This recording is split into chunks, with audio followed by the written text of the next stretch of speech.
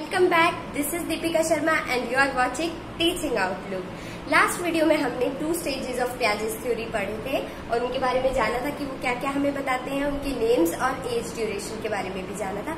अब लास्ट की 2 जो स्टेजेस है, टोटल 4 स्टेजेस है जैसे कि मैंने आपको पिछली वीडियो में बताया था। तो लास्ट वाली 2 स्टेजेस के बारे में आज की वीडियो में हम जानेंगे। तो थर्ड स्टेज जो है वो है कंक्रीट ऑपरेशनल और इसकी ड्यूरेशन है 7 to 11 ईयर्स ऑफ एज तक। तो कंक्रीट ऑपरेशनल, ऑपरेशन का मतलब मैंने आपको बताया था लॉजिक डेवलप करना। तो प्री ऑपरेशनल लॉजिक से पहले अब वर्ड जो जुड़ गया है इसके साथ कंक्रीट ऑपरेशनल। अब इस एज में बच्चे जो है वो अपना लॉजिक तो डेवलप कर रहे हैं बट सिर्फ उन्हीं चीजों को लेके जो कंक्रीट है, जो वो प्रत्यक्ष रूप से अपने सामने देख सकते हैं। अगर आप उनको कोई चीज इमेजिनरी बोल दोगे तो वो उस चीज के बारे में अपना लॉजिक जो है डेवलप नहीं कर पाएंगे। जो चीजें वो उनके सामने दिख रही हैं, जिनको वो देख सकते हैं, जिनको देख के वो अपनी लॉजिक डेवलप कर सकते हैं, वही इस स्टेज में आएंगे कंक्रीट ऑपरेशनल में। सेकंड है, सबसे पहले मैंने आपको बता दिया कि लॉजिकल थिंकिंग उनकी बिगिन हो जाएगी इस एज में, लॉजिक से सोचना स्टार्ट कर देंगे बट सिर्फ उन्हीं चीजों को जो कंक्रीट है, जो उनके सामने है, जिनको वो प्रत्यक्ष रूप से देख पा रहे हैं, उन्हीं के रिलेटेड ओनली। नेक्स्ट है ट्रांजिटिविटी और सीरिएशन। इन दोनों को समझने के लिए, इन तीनों को, चारों को समझने के लिए, फर्स्ट जो 4 पॉइंट है इनको समझने के लिए मैं एक एग्जाम्पल दूंगी, आपको सारे समझ में आ जाएंगे। तो इसके लिए हम एक एग्जाम्पल लेते हैं। हम क्या करते हैं कि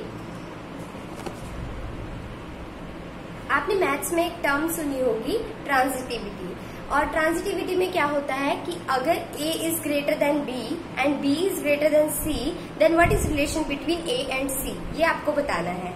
तो अगर मैं ये चीज आपको बोल रही हूँ तो आप इमेजिन कर पा रहे हैं और आपको तो आंसर पता भी लग गया, बट एक छोटा बच्चा है, उसको आप ऐसे स्टेटमेंट बोल दोगे तो वो इस चीज को नहीं समझ पाएगा। उसको ये चीज, अब उसका लॉजिक तो डेवलप होगा पर वो सामने अगर किसी चीज को देखेगा तभी उस चीज के रिलेटेड वो लॉजिक डेवलप कर पाएगा। तो ट्रांजिटिविटी वो जानेगा जरूर बट कैसे, वो मैं आपको बताती हूँ। आपने क्या किया, 3 पेंसिल्स ले ली, एक सबसे लंबी ले ली, उसको A नाम दे दिया, उससे थोड़ी छोटी उसको B और C सबसे छोटी वाली ले ली। अब आपने उसको बोला कि देखो A जो है वो B से बड़ी है और B जो है वो C से बड़ी है, तो A और C के बीच में क्या रिलेशन हुआ, तो वो तीनों को देखेगा और बोलेगा A जो है वो C से भी बड़ी है, that is A is greater than C also. तो यहाँ से उसका लॉजिक डेवलप हो गया कि A जो है वो ग्रेटर देन C है। ट्रांजिटिविटी उसको समझ में आ गई बट ओनली जब आपने उसको रियल में कोई चीज दिखाई, कंक्रीट थिंग दिखाई, तभी वो लॉजिक डेवलप कर पाते हैं। तो ये 4 पॉइंट समझ में इससे समझ आ जाएंगे आराम से। बट सीरिएशन का मतलब होता है असेंडिंग और डिसेंडिंग ऑर्डर। इस एग्जाम्पल से आप समझ सकते हैं कि इसी ऑर्डर में वो असेंडिंग और डिसेंडिंग ऑर्डर को भी इजिली जान पाता है इस एज में, 7 to 11 ईयर्स की एज में। तो ये 4 पॉइंट्स आपको क्लियर हो गए होंगे। नेक्स्ट चलते हैं, नेक्स्ट है ईगोसेंट्रिक। इस एज में बच्चा जो है वो इस तरह से इगोसेंट्रिक हो जाता है कि उसको लगता है कि जो वो सोचता है वही सब सोचते हैं, जो चीजें उसको पसंद है वही सबको पसंद है, या जिन चीजों से उसको डर लगता है उन्हीं चीजों से सबको डर लगता है। अगर आइसक्रीम का उसको चॉकलेट वाला फ्लेवर पसंद है तो बोलेगा सबके लिए चॉकलेट वाला फ्लेवर लो, क्योंकि सबको वही पसंद। मतलब ये नहीं वो सोच सकता कि किसी की पसंद अलग भी हो सकती है, उसको अपनी चीजें ही सबके लिए। अगर वो किसी चीज के बारे में कोई चीज उसको अच्छी लग रही है तो सबको वही अच्छी लगेगी। उसको कुत्ते से डर लगता है तो सबको ही कुत्ते से डर लगता है। तो ऐसे उसकी थिंकिंग इस एज में होती है। वो अपने तक ही सोचता है और अपने हिसाब से ही सोचता है कि जो मुझे लगता है वही ठीक है, या जो चीज मेरे लिए गलत है वो सबके लिए गलत है, ऐसा वो सोचता है, ईगोसेंट्रिक हो जाता है। नेक्स्ट है understanding of cause and effect. तो इस एज में वो किसी भी चीज के कॉजेस और इफेक्ट्स को समझने लग जाता है। जैसे कि अगर मैं आपको एग्जांपल दूं कि इस एज से पहले अगर हम बच्चे को बता रहे हैं कि जो सन है वो ईस्ट से राइज होके वेस्ट में जा रहा है, बट आपने उनको अर्थ वाला चैप्टर पढ़ाया कि अर्थ रिवॉल्व करती है सन के अराउंड, इस वजह से डे एंड नाइट बनते हैं। तो यहाँ पे उसने लॉजिक डेवलप कर लिया कि इस वजह से ये चीजें होती हैं और उसके साथ उसने उसके कॉजेज और इफेक्ट को भी समझ लिया कि इस वजह से ऐसा होता है। तो इस एज में बच्चे ये सारे पॉइंट्स जो है वो जानने लग जाते हैं। नेक्स्ट है हमारे पास फॉर्मल ऑपरेशनल स्टेज। ये जो है ये लास्ट स्टेज है। एडोलेसेंस 11 से अबव एज वाले जो बच्चे हैं वो इस एज में सीख पाते हैं। तो एडोलेसेंस एज इसी में आ जाती है तो उसका ज्यादा इम्पैक्ट इस एज में रहता है। तो सबसे पहले है एब्स्ट्रैक्ट थिंकिंग। जैसे मैंने आपको पिछली स्टेज में बताया था कि वहां पे अगर आप कोई भी स्टेटमेंट उनको बोल दोगे तो बच्चे उसके बारे में सोच नहीं पाएंगे जब तक आप उसको रियल में नहीं दिखाओगे। बट इस एज में जो है वो बच्चे वो समझ पाते हैं, और अगर उनको आप ऑरली कोई चीज बताओ तो वो उस चीज के लिए इमेजिन कर सकते हैं, उसको समझ सकते हैं। नेक्स्ट है डिडक्टिव थिंकिंग। हमेशा बोला जाता है कि छोटे बच्चों को इंडक्टिव अप्रोच से पढ़ाना चाहिए और बड़े होते होते उनको डिडक्टिव अप्रोच तक लेके जाना चाहिए। इंडक्टिव और डिडक्टिव टर्म्स आपने सुनी होंगी अपनी ट्रेनिंग के दौरान कि हमें इंडक्टिव और डिडक्टिव अप्रोच का यूज कैसे करते हैं। तो मैं आपको बता देती हूँ कि इंडक्टिव अप्रोच में हम क्या करते हैं, पहले एग्जाम्पल्स यूज करते हैं, फिर किसी कंक्लूजन पे आ जाते हैं कि हाँ इन एग्जाम्पल से हम ये जान पा रहे हैं। बट डिडक्टिव अप्रोच में क्या करते हैं, हम पहले ही फॉर्मूला बता देते हैं या पहले ही एक एग्जाम्पल बता दी जाती है या एक रूल बता दिया जाता है, उसके बेसिस पे बाकी चीजें हम बना सकते हैं। तो जैसे कि अलजेब्रा की एक आइडेंटिटी ले लेते हैं, a प्लस बी का whole square is equal to A square plus B square plus 2ab। ज्यादा मैथ्स की एग्जाम्पल अपने आप आ जाती है because I am MSc in mathematics, तो वो चीज माइंड मत कीजिएगा, बस कंसेप्ट को समझ लीजिएगा।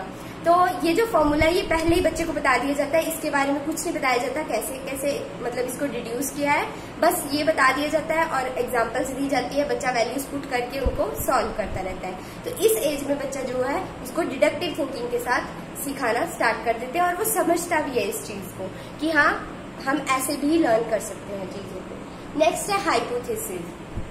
बच्चा बहुत सारे हाइपोथेसिस बनाना स्टार्ट कर देता है। जैसे कि क्या होता है कि मान लीजिए कि एक स्कूल में 10th क्लास के बोर्ड है और प्रिंसिपल ने बोला कि मैं चेक करना चाहता हूँ कि बच्चों की कितनी अंडरस्टैंडिंग है, वो बोर्ड में अपीयर होने जा रहे हैं तो कितना उनको आता है। तो उन्होंने एक टेस्ट ले लिया बच्चों का जाके प्रिंसिपल सर ने। तो बच्चों ने जो टेस्ट में अच्छा परफॉर्म नहीं किया तो प्रिंसिपल सर ने सोचा कि बच्चों की परफॉर्मेंस इतनी बुरी क्यों रही है, या तो मैंने टेस्ट डिफिकल्ट डाल दिया, या फिर बच्चों को ये कंसेप्ट समझ नहीं आया है, या फिर बच्चे सीरियस नहीं है, पढ़ते नहीं है, या फिर टीचर अच्छे से उनको समझा नहीं पा रहा है। तो ये 4 उसने हाइपोथेसिस बना लिए एक कंसेप्ट को लेके कि इन वजहों की वजह से जो है बच्चों का रिजल्ट जो है अच्छा नहीं आया। बाकी तो फिर वो उसको टेस्ट करेगा, जानेगा कि क्यों अच्छा नहीं हुआ, वो बाद में जानेगा, बट पहले उसने क्या बनाया, हाइपोथेसिस। तो इस एज के बच्चे जो है वो बहुत सारे हाइपोथेसिस किसी भी चीज को लेके बनाना स्टार्ट कर देते हैं, क्योंकि अभी उनकी एब्स्ट्रैक्ट थिंकिंग जो है ना, इमेजिनरी थिंकिंग, वो डेवलप हो गई है। तो कुछ भी सोचते रहते हैं, अपने ख्यालों में डूबे रहते हैं। तो नेक्स्ट है ईगो सेंट्रिक। इस एज में extreme level of ego centric होता है कि क्या करते हैं बच्चे, बहुत ज्यादा सेल्फ सेंटर्ड, खुद की अटेंशन चाहते हैं, अपने बारे में बहुत ज्यादा सोचना, और इस एज में पेरेंट्स के साथ बहुत ज्यादा कॉन्फ्लिक्ट रहने लग जाता है उनका, और वो पीयर्स के साथ ज्यादा अपना टाइम एंजॉय करते हैं, उनके साथ रहना पसंद करते हैं। और इस एज में बहुत ज्यादा सेल्फ सेंट्रिक हो जाते हैं कि मैं कैसा लग रहा हूँ, मेरे बाल ठीक है, अगर किसी शादी में गया है तो मैंने मैचिंग पहना है या नहीं, मेरे सारी चीजें बिल्कुल परफेक्ट होनी चाहिए, किसी ने मुझे देख लिया वो मेरे बारे में क्या सोचेगा, अगर मैंने ऐसे किया तो वो क्या सोचेगा।